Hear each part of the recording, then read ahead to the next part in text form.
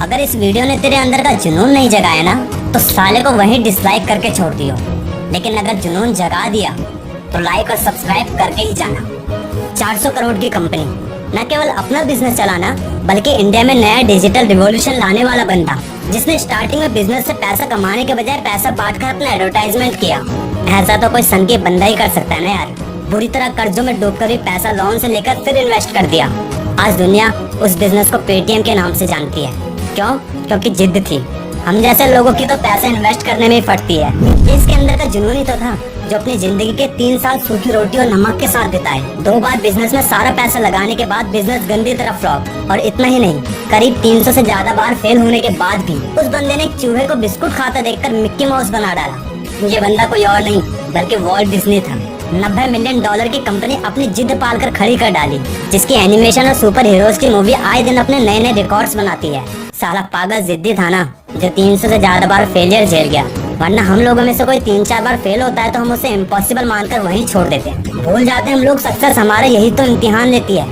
वैसे अपने इंडिया में स्पोर्ट्स के प्लेयर एक बार मेडल या ट्रॉफी क्या ले आता है, इतने रिलैक्स हो जाते हैं जैसे 3-4 साल तक अब कोई मेडल या ट्रॉफी के लिए मेहनत ही नहीं करनी।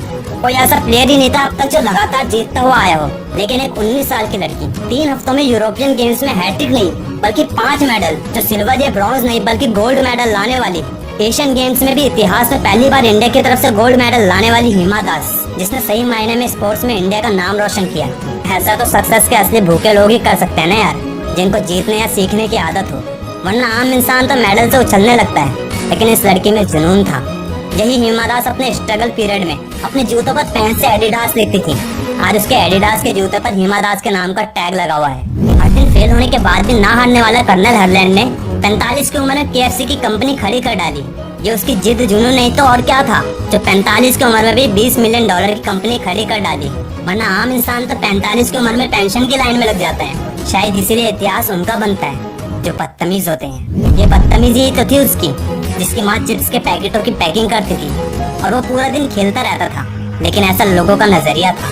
उसके लिए तो क्रिकेट की प्रैक्टिस होती थी। ये वही बदतमीज इंसान है जिसने सबसे पहले T20 सेंचुरी, सबसे ज्यादा 6, सबसे पहले डबल सेंचुरी, सबसे लंबे 6 जैसे रिकॉर्ड्स अपने नाम करने वाला, जिसे आज दुनिया क्रिस गेल के नाम से जानती है। अगर लोगों की बातों से हारकर वो भी अपनी माँ के साथ चिप्स के पैकेटों की पैकिंग करने में लगा रहता तो इस गेल को बॉस ऑफ यूनिवर्स के नाम का खिताब कैसे मिलता?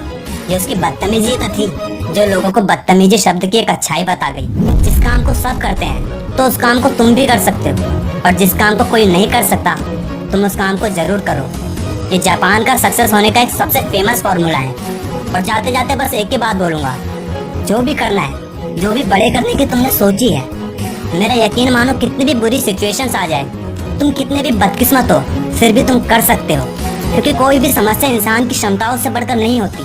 बस फर्क इतना है, कुछ लोग बीच में रास्ता छोड़ देते हैं और कुछ लोग छाप छोड़ देते हैं। मेरे भी सब्सक्राइबर ज्यादा नहीं है, व्यूज भी कम आते हैं, लेकिन फिर भी लगा रहता हूँ। तो मुझे देखकर आप भी मेरे साथी बन जाओ यार। इसके लिए चैनल को सब्सक्राइब कर लो ताकि मेरी आने वाली सारी वीडियोस आप देख सको। और वीडियोस हर इंडियन को शेयर जरूर करो ताकि अब सक्सेस इंडिया में ही नहीं पूरे विश्व में तिरंगा फैलाना है।